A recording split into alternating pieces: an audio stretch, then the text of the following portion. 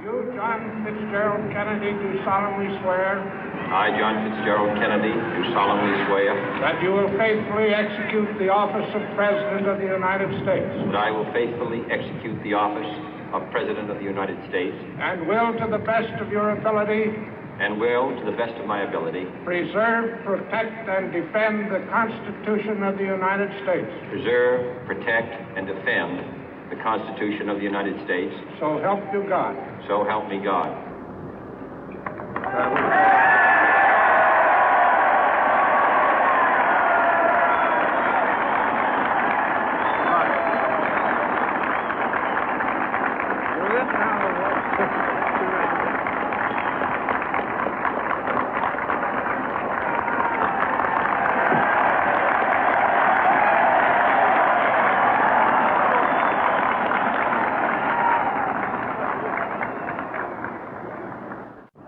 Vice President Johnson, Mr. Speaker, Mr. Chief Justice, President Eisenhower, Vice President Nixon, President Truman, Reverend clergy, fellow citizens. We observe today not a victory of party, but a celebration of freedom, symbolizing an end as well as a beginning, signifying renewal as well as change. For I have sworn before you and Almighty God the same solemn oath our forebears prescribed nearly a century and 3/4 ago. The world is very different now, for man holds in his mortal hands the power to abolish all forms of human poverty and all forms of human life. And yet the same revolutionary beliefs for which our forebears fought are still at issue around the globe. The belief that the rights of man come not from the generosity of the state, but from the hand of God. We dare not forget today that we are the heirs of that first revolution.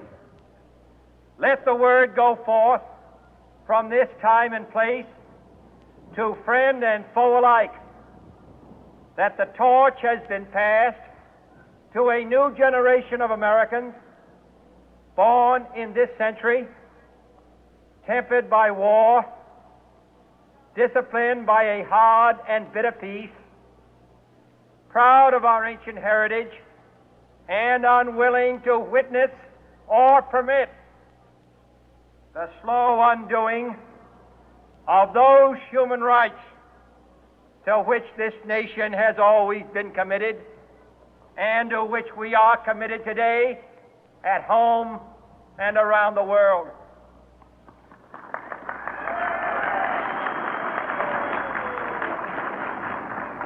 Let every nation know, whether it wishes us well or ill, that we shall pay any price, bear any burden, meet any hardship, support any friend, oppose any foe to assure the survival and the success of liberty.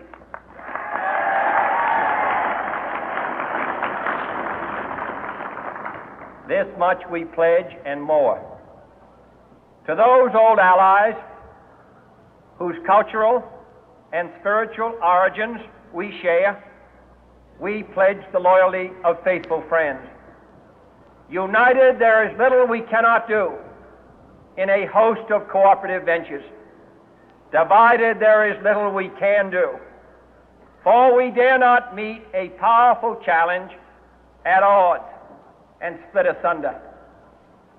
To those new states whom we welcome to the ranks of the free, we pledge our word that one form of colonial control shall not have passed away, merely to be replaced by a far more iron tyranny. We shall not always expect to find them supporting our view, but we shall always hope to find them strongly supporting their own freedom, and to remember that in the past, those who foolishly sought power by riding the back of the tiger ended up inside.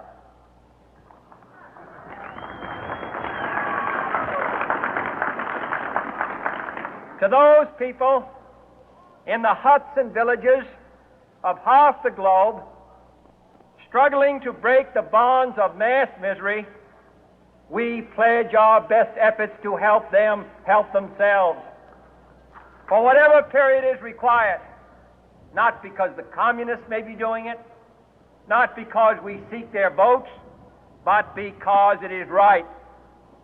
If a free society cannot help the many who are poor, it cannot save the few who are rich.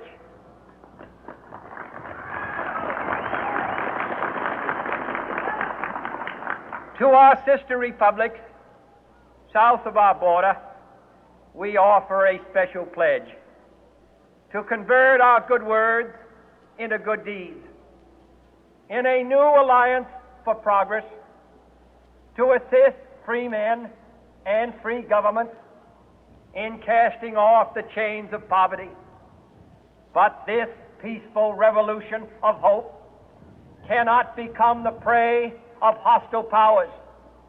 Let all our neighbors know that we shall join with them to oppose aggression or subversion anywhere in the Americas. And let every other power know that this hemisphere intends to remain the master of its own house.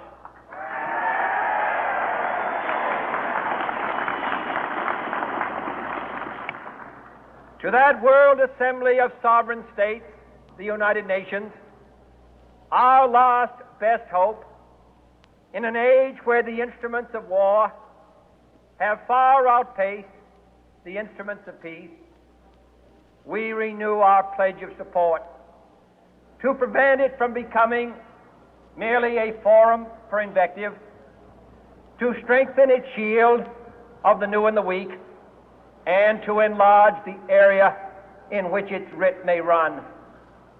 Finally, to those nations who would make themselves our adversary, we offer not a pledge, but a request that both sides begin anew the quest for peace.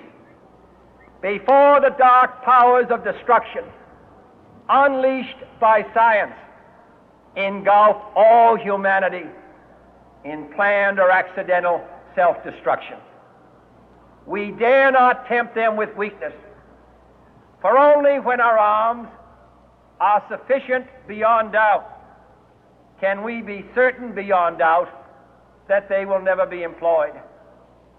But neither can two great and powerful groups of nations take comfort from our present course, both sides overburdened by the cost of modern weapons, both rightly alarmed by the steady spread of the deadly atom, yet both racing to alter that uncertain balance of terror that stays the hand of mankind's final war. So let us begin anew, remembering on both sides that civility is not a sign of weakness, and sincerity is always subject to proof. Let us never negotiate out of fear, but let us never fear to negotiate.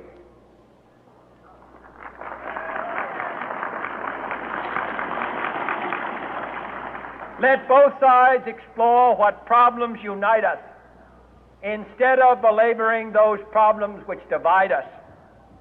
Let both sides, for the first time, formulate serious and precise proposals for the inspection and control of arms, and bring the absolute power to destroy other nations under the absolute control of all nations.